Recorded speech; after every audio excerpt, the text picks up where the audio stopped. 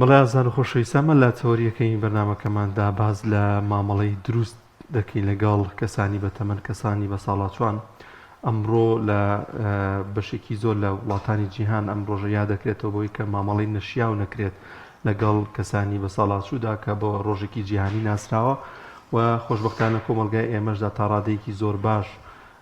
ڕێزێکی زۆر و قەدرێکی زۆری کەسانی بە ساڵاتچۆن کەسانی بەتەمەن دەگیرێت بە دەگمەن نەبێت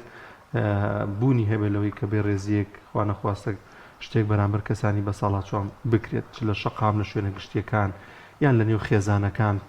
دایک و باوک بێت باپیر بێت هەمووی بە شاز لە شازەکان مامەڵەیەکی دروستیان لەگەڵ دەکرێت بەڵام چی بکرێت بووی کە لایەنی دەرونی زیاتر ئەم کەسانە ئاسوودە بکرێت حتمەن پێویستە بە شێوازێکی ورتر بە شێوازێکی پرسۆستر مامەڵەیان لەگەڵ بکرێت گفتوگۆی زیاترین بابەتە دەکەین لەگەڵ بەڕێز پرۆفیسۆر دکتۆر نزار محەممەد ئەمین پسپۆری نەخۆشی دەرونیەکان کاکتۆریان زۆر بەخێر بێ بەخێر بخێر بێت یاخوا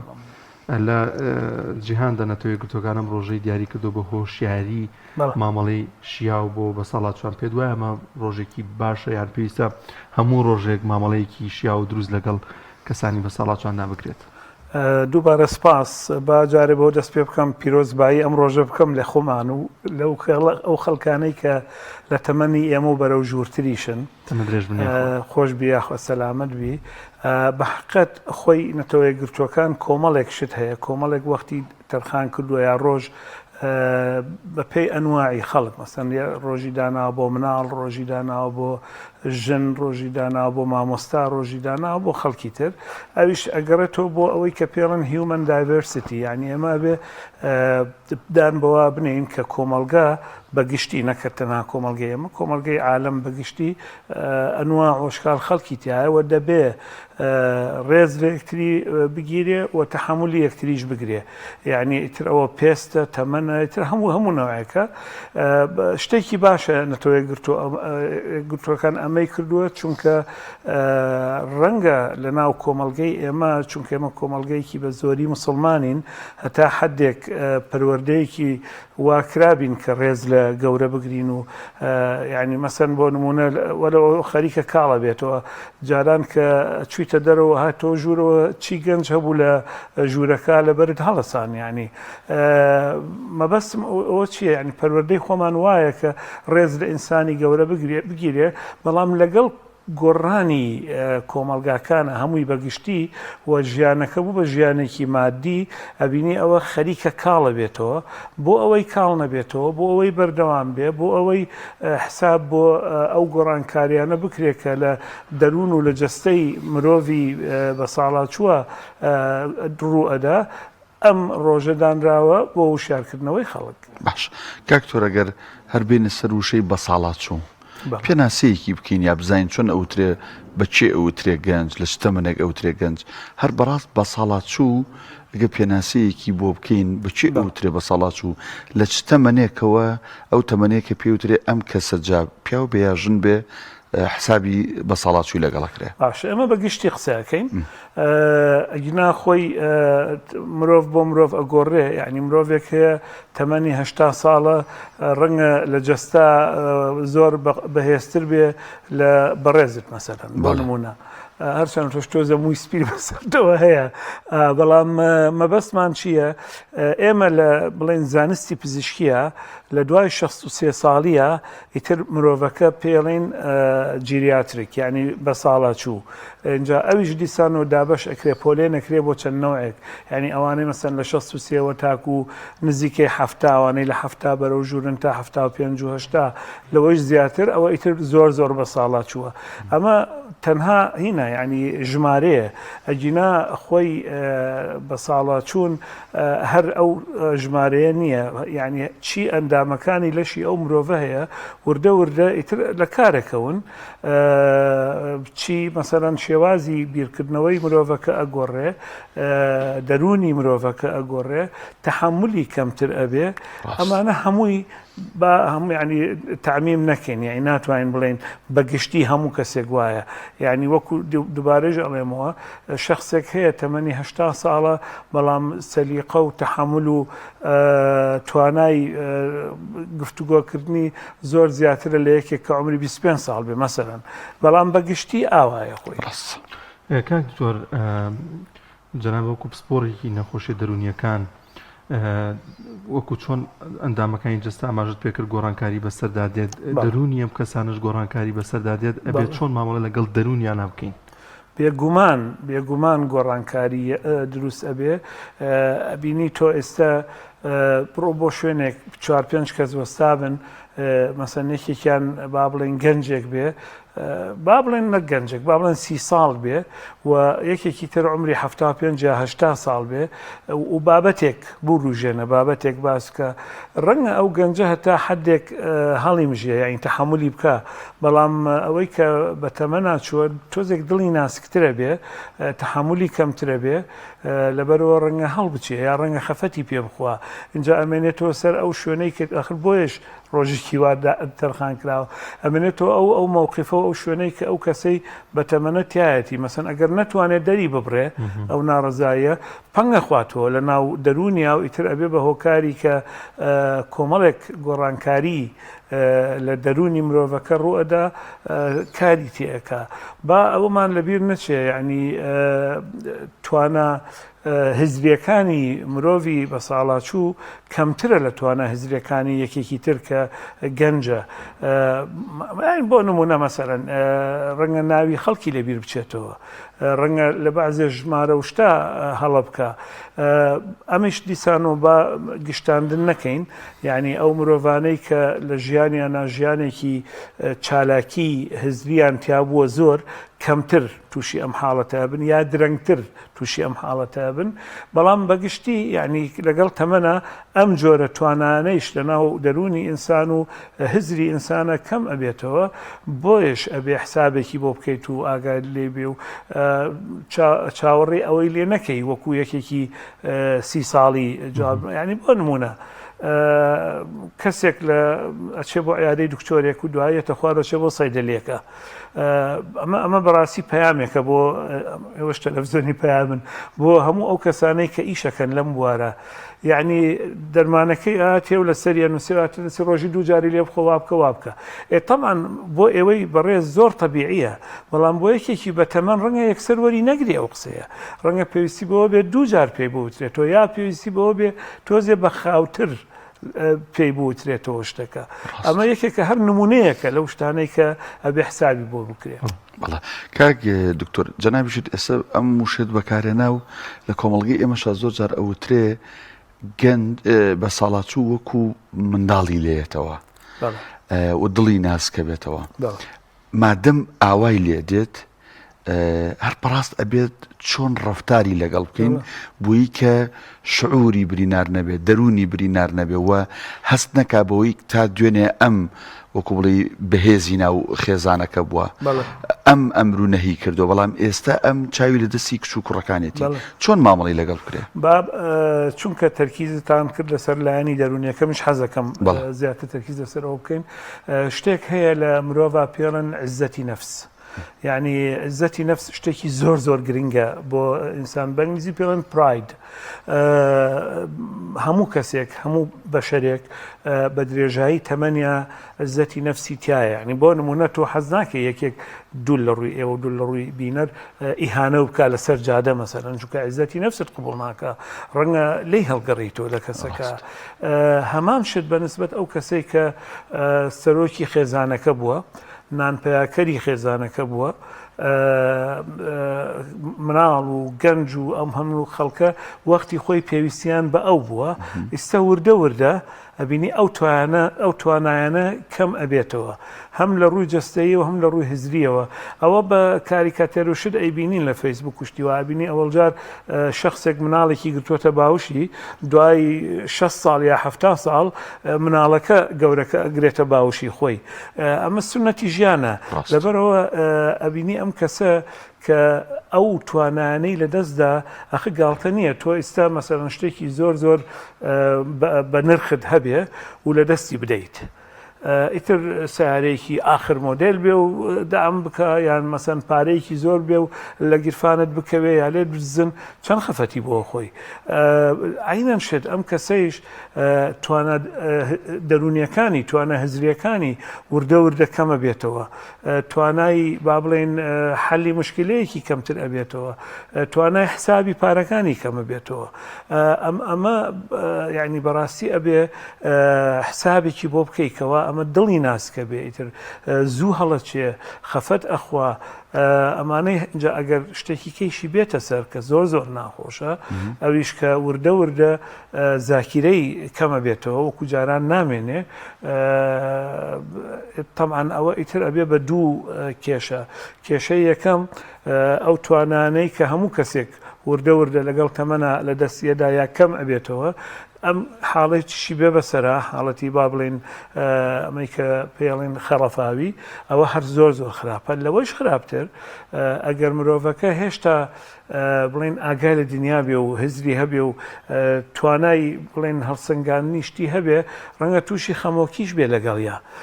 بۆیە زۆر گرنگە تۆ حسابی ئەوانە هەموو بکەی بۆ ئینسانێکی بەتەمەن. بۆیش ئەو حەدیسی پێغەمبەر صلی الله علیه وسلم کە جەنابت دەستت پێکرد بە بەرنامەکە و باست کرد لە خۆڕایی نەوتراوە، یعنی حسابی بۆ کراوە. بۆیە ئەبێت تۆ ڕێز لە گەورە بگری حسابی بۆ بکەی بۆ ئەوەی یعنی دەرونی ئاسو دەبێت. کاکتۆر بوونی تەجروبەتیاندام کەسانی بە ساڵات چوو ینی سوود وەرگتن لەو تەجروبەی لەوەی کە هەیە نمونەیەکە و باسکەم هەشت بوو نازام کەی بوو باپیرم کەسێک لە سەربان بانگردێنیە کرد ئەم لە خوارەوە دیار بوو گوێ لێ بوو دیار کەسێک هەیە لە سەربان و بانگردێنە خاتە خوارەوە پورزایەکم لە سەرۆڵان ێبرە تۆزەکەوتە خوار و بانگردێنەکە جا مەقسەدم ئەیزانی بە تەجروبەی خۆی ئەیزانی کامە سەریع لێ ئەیهێنێ و ئەی بابوون یان لە زۆر شتی دیکەیە تا چەند گرنگە سوود لەم تەجروبەیان وەربگیرین لە پرسوڕاوێ ژیان پێ بکەین ئەو ئەزمموی هەیە لە زۆر شتا لە کێشەی خێزانیا لە ینی کەسێکە بە ساڵات چۆ مامۆسایەکی زانکۆ یان هەر شتێکی دیکە لار بوارەکە ینی پرسی پێ بکەینەمە تا چەند گرنگە. جارێ پێش هەموو شتێ ئێمە جاران بە ئینسانی بەتەمەن لە ماڵە ئەمانوت بەرەکەتی ماڵەکەست هەمومان وامانەوت. لەبەرەوە ئەوە ینی کۆڵەکەکە ئەوەیە و لەوە دەست پێەکە ئەو کەسە کۆمەڵێک شتی دیوە لە ژیانی خۆیان. شتێک هەیە لە ژیانە پێڵێن ترایل ئەن ئێرەر زۆربەمان لە ژیانی خۆمانە کە فێری شت ئەبین هەڵەیەکەکەین ئیتر هاڵێ هەموو عەقڵێ بە خەسارێ یعنی لەوە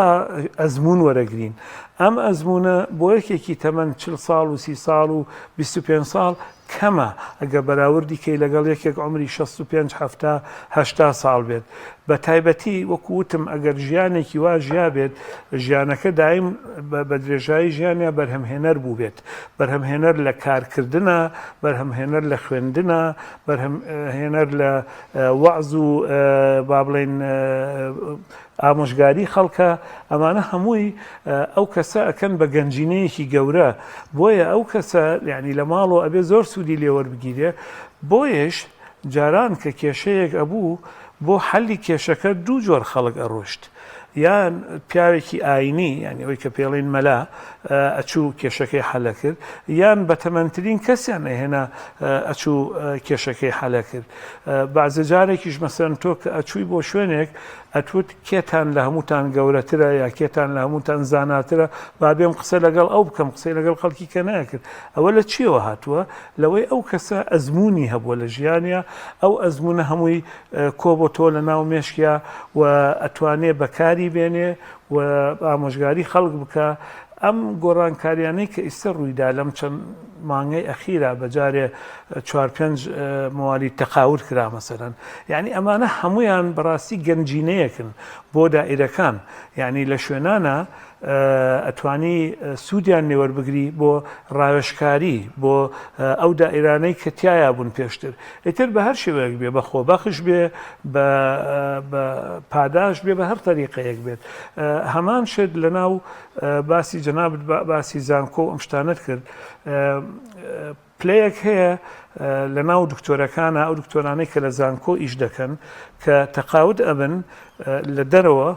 پێیانەڵێن ئیمەرتس پرۆفەسەر یعنی پرۆفیسۆرێک کەوا ڕاوێژکاری پێکرێت چونکە توانای هەیە بە تایبەتی ئەگەر هێشتا لە هزر و لە جستەیە مابێ ئەیان هێننەوە مەسەرەن مانگی جارێ هەفتەی جارێ لە کۆبوونەوەکانە لە کۆڕە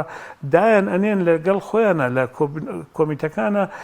ڕاوێژیان لێ وەرەگرن بەداخەوە لە کوردستان تا ئێستا نەکراوە یعنی لە باقی عێراق هەیە ئێستا تا ئێستا بەڵام لە کوردستان ئەوە نەکراوە مەبەستم لە قسەکە چییە؟ ئەتوانی ئەو کەسەی کە ئەچێتە تەمەنەوە ئیتر تەقاوتە یا هەر لە ماڵەوە دانیشتووە سوودی لێوەرگری بۆ کۆمەڵێک بوارەکانی ژیان جگە لەوەیش کە ئەتوانی ئامۆژگاری خەڵک بکە و قسە بۆ خەڵک بکات. بەڵێ کاک دکتۆر شتێکی پێوترێ خانەی وەساڵاتچوان بەداخەوە ینی بە کۆمەڵگەی کوردی نامۆ بوو ئێستا هەستەکەی لێرە و لێ لە شارە گەورەکان بەتایبەت دروستکراون هەرچەنە سواز بۆخوا ژمارێکی بەراورد بە و 6 ملیۆنێکی هەیە لە هەرێمی کوردستان ژمارێکی کەمی تێدایە بەڵام هەر بەڕاست ئەگەر کەسێک دایکێک باوکێک لەلایەن منداڵەکانیەوە ببرێنە ئەم خانەی وەساڵاتچوانەوە لە ڕووی دەرونیەوە ئەم کەسە ئەوەی تر تێک ناشکێت 100% تێگەشکێت لە کۆمەڵگەی خۆمانە زوو ئەزانن ئێوەوە عیبە بوو ئستش لەخوا بە زیاد بێ ڕۆژە راپۆرتێکم بینی ئەڵێن لە هەڵەبجە نییە و بە عیبەی ئەزانن بەڵام بەخوا وردە وردە ئەم گۆڕانکاریانەی کە لە دنیا ڕوئەدا بە تایبەتی سەختی ژیان بە تایبەتی ینی وابێت کە هەموو گەنجێک ئەبێ ئیش بک و کار بکە ئێمە کارکەمە لای ئێمە بۆ ئەوەی بتوانن هەموو فریا بکەون بژین ینی ژیانێکی باش بژین ئەمە وای کردووە و طبعاً بیر و بۆچوونەکانی خەڵکیش گۆڕاوە ئەمە وای کردووە کە دایک و باوکی ئەو ماڵە ئیتر بەتەنیا بمێننەوە لە ماڵەکە بەعزە جارێکیش ئەو کەسە لە ماڵەوە ڕەنگە ببێ بە هۆکاری ترسناکیەک بۆ خۆی ینی مەترسیەکی تایە بۆ خۆی ئێمە وتمان توانە جەستەیەکان کەمە بێتەوە توانە هزرەکانیش ینی بۆ منە ژنێکە کە ئەچێ تەباخ بکاتەوە ڕەنگە ماڵەکە بسووتێنێ ئەمانە هەمووی تایە بازێکیشی کە پێی ئەڵێ ئەوە مەکە قبولی ناکە ماڵەکەش کەسی کەیتیانە ئەگەر ئیمکان هەبێت لە هەموو ماڵێکە مەسەرەن خەڵک هەبێت بتوانێت چاودێری ئەو ساڵە چووە بکە ئیتر وا بکەن کە لە بینی خۆیانە ڕۆڵەکان تەوزیع بکەن من قەت لەگەڵ ئەوە نیم ئەوە بێ بە پەیامێک دیسانەوە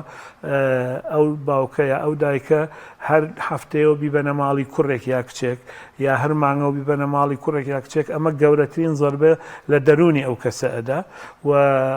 شتێکی باش نییە ئەگەر ویستان ڕۆژێک لە ڕۆژان لە ئەڵلقەیەکە بە تەفسیل بۆتان باسەکەم بۆچی خراپە بەڵام خەڵکەکانی تری بڵێن کوڕ و مناڵ و بڵێنەوە و ئەمانە بێن خزمەتی ئەو کەسە بکەن لە شوێنەکەی خۆیان ئەوە ڕەنگە باشتر بێ لەبەرەوە وەڵامی پرسیارەکە ئەگەر لەلایەنێکی ئاینیە و لەلایەکی نەریتی خۆمان و کۆمەڵایەتی خۆمانە باسی بکەین بەخوا شتێکی خراپە خەڵک بخرێتە ئەو شوێنانەوە بەڵام بەگشتی کۆمەڵگە گۆڕاوە دنیا گۆڕاوە بازجارێک بازێ ماڵ هەیە مەجبورن اینجا یا ئەوە تا ئێستا شتێکی کەش پێیا بووە خەڵکێکی یەکێکی بۆێنن لەگەڵ یابێ ئەمانەی کەێن حەز ناکەم ناویان بێنم ئەوانەی کرێکارن با بڵێن بەکاریان هێنن بە کرێ بۆی بێن ئاگاداری ئەم کەسانە بن ئەویش چونکە هی خۆی نییە کەسی خۆی نییە مەسلەیەکی کوردی هەیە لە خەنجەر بە کاکە یعنی ممکنە ئاگاداری نەبێ ممکنە ئەگەر دەرمانشتیە بێ لە کاتی خۆیان نەیاتێ ممکنە ئەگەر دوور بێت لە کە سوکارەکەی ئیهانەی بکە سوکایەتی پێ بکە و ئەمە هەمووی کراوە بە کامێرە تەسوور کراوە ئەویش هەر باشی هەیە و خراپشی هەیە زۆر باشە یەکان تۆر لەنێو ماڵەدا ئەگەر کەسان هێگە و نەچنەوە ئەماشەمان پێکرد زۆر کەم بووەتەوە مەسەرەن خێزانێک دایکی یاخود باوکی بێڵە لای خۆی بمێنێتەوە بە تەواوەتی بەڵام هێشتنەوەشی یاخودمانەوەشی لە لای خێزانەکان تا چەند گرنگە ڕێزیان لێ بگیر دڵیان ناسکە ینی خواردنێکی بە دڵیان بە جۆرە قسە ئاکاران شێوازێک ینی بیرکەیتەوە کە ئیدی ڕۆژێک دێت ئێمەژەگەینەوە تەمەنەوە ینی بوانی خۆت بشوپێنی بۆی کە تەحملی بکەی کاتێ هەر قسە یان نەشتێ گەڵێ و بە تایبەتی تر خانمان ینی لە ماڵەوە بۆ تەواوە قسەکە 100% تەواو مەبەستت بووک و خەسووە بووک و خەزورە ئەزانم چی ئەڵێ لە بنی هەمانەکە بین بەعزە جارێکیش کچ و باوک بەعزە جارێکیش تەوان باپیرێش 100% ئەوە ڕاستە ینی جگە لە پەروەردە ئاینەکەی کەەوە لە ئاینی ئیسلامەوە مەقبول نییە بە هیچ شێوەیەک ئەوە کۆڵن خەتی سوورە بەڵام ئێمە وەکو مرۆڤێک باسەکەین وەکو ئینسانێک باسەکەین ینی ئەبێ حسابێک بکرێ بۆ ئەو کەسە یعنی ئێستا تۆ بڕۆ لە دەرەوەش سیر بکە من خۆم بەسەرم هاتووە ینی ئەچیتە ناو پاسێکەوە یان قطارێکەوە گەنجەکان کە ئەدبینن بۆت هەڵەسن ئەسان من دیومە ئافرەت هەستاوە لەبەر من وستوێتی من بچم دابنیشم لە شوێنەکەیە کە ئەوە ینی زۆر گرنگە ینی ئافرەتەکە سێ لەبەرت جەبا ئێمەش ئاوابین ینی ئەو ڕێزەی کە لە خەڵک گیرێ لە شوێنانی ترا با ئێمە جوابین بە حسابی ئەوە بکەین ڕۆژێک لە ڕۆژان تۆش ئەگەیتە هەمان تەمەن هەمان پێویستیت بە دەوروبەرەکەی خۆت ئەبێ ئیتر وەکو بڵێن هەڵوێستێکی مرۆڤایەتی و لەگەڵیشیا تەمان هەڵوێستێکی کۆمەڵایەتی و هەڵوێستێکی ئاینیشە کە زۆر ضرورە ڕێز لەم کەسانە بگیرێ و تەحملیان بکرێت یعنی یەک مەسەرەن بۆ نمونە هەر نمونەیەکرد بێنەوە کە دانیشێ لەسەر مێزەکە یا سفرەکە لەگەڵتانە دوول لە ڕووی حازری مڵچە مڵچی دەمیە مەسەرەن یا کۆکەیەک ئەکایان ناتوانێت وەکو تۆ دابنیشێت تۆزێک لە دانیشتنا گۆڕانکاریەک ڕوو ئەداتایە ئەمانە هەمووی شتن ڕەنگە تۆ پێ ناخۆش بێ بەڵام ئەوە لەبەرەوەی تەمەنی هەیە ئەبێ لێی قوبولکەی بەعزە جارێ مەسەرەن ینی وەکوتم دیسانە بۆنی دەمیە ئەو شتانەی تیا هەیە هەتا بکرێ خزمەتی بکەی بۆی ئەو شتانە نەکە نەیمێنێ بەڵام کە بوو چار نییە یعنی ئەبێ ڕێزی لێ بگری و نەیەڵیت دڵی بشکێ چونکە ئینسانی بە تەمەن زیاتر معڕەزە بوو ئەوەی تووشی خەمۆکی ببێ من نامەوێت خەڵک بترسێنم ئەو کەسانەیشی کە تووشی خەمۆکی ئەبن ئەگەری خۆکوشتن لە ناو ئەو کەسانەی کە خەمۆکیان هەیە چەندێک تەمەنەکە سەرکەوێ زیاترە بۆیە ئەبێ ئەو شتانە هەمووی حسابی بۆ بکەی و سبەینێکە لە دەستتدا ئیتر ئەوە سوودی نییە تۆ بچی پەنجەی خۆت بگەزی بڵێ خۆزگە خزمەتم بکردایە خۆزگە دڵیم نشکانایە خۆزگە وان نەبوومە لەگەڵیا چونکە کە ڕۆشتی تر نایەتەوە تەواو کاتەکەشمان تاوە بەس لەس ئەو سفری جەنابەت باست کرد خۆ ئێمە کاتێک منداڵ بووین لەوانێت چەندین جان ڕشابێتینەوە لەواچێ ئەنواعشت لەسەر سفرەکە ڕووی دابێ ئەم دایک و باوکە بێتاقەت بووە سفرەی بەجێهێشتووە بەڕاستی ئەبێ ئێمە ژواوین کاکتۆر یەک پرسیار بە کورتیەکە وەڵام بێتەوە سوپاس دەکەم پێغەمبەر صلی الله علیه و سلم ئەفەرمێ خۆی گەورە کە بەدیهێنەری ئێمەیە ئەفەرمێ شەرم لە مووی سپیەکە ئەو شەرم کا لە مووی سپی ئەبێ بەندەکانی کە بەرامبەرگێشێک کە مووی سپی بوو بە ساڵا چووە ئەبێ چۆن بین بەڕاستی والله ئیتر ئەوە طبعا کەوتت مووی سپی مەسەلەکە مووی سپی نییە مەسەلەکە مەسەلەکە تەمەنە ئیتر ئەوە ئەوچکەوە ینی سیمبۆلێکە هێمایەکە طبیعی ینی ئیتر ئەوە معنایەوەیە ئەو مرۆڤە کە گەورە بوو ئیتر وقاری هەیە ئیتر ڕێزی هەیە ئیتر کاریزمای هەیە حورمەتی هەیە ئیتر ئەم ڕێزەی لێ بگرێ و شەرمی لێ بکە ئەبێ خەڵکی کە چۆن بێ بەرامبەری سەدقات و هەزارقات زیاتر دەستخۆش بێ دکتۆر بەڕێز پرۆفیسۆر دکتۆر نزار محەممەد ئەمین پسپۆی نەخۆشە دەرمێکان یخوا بەخێر سپاسانەکەم بەخێر بناخۆ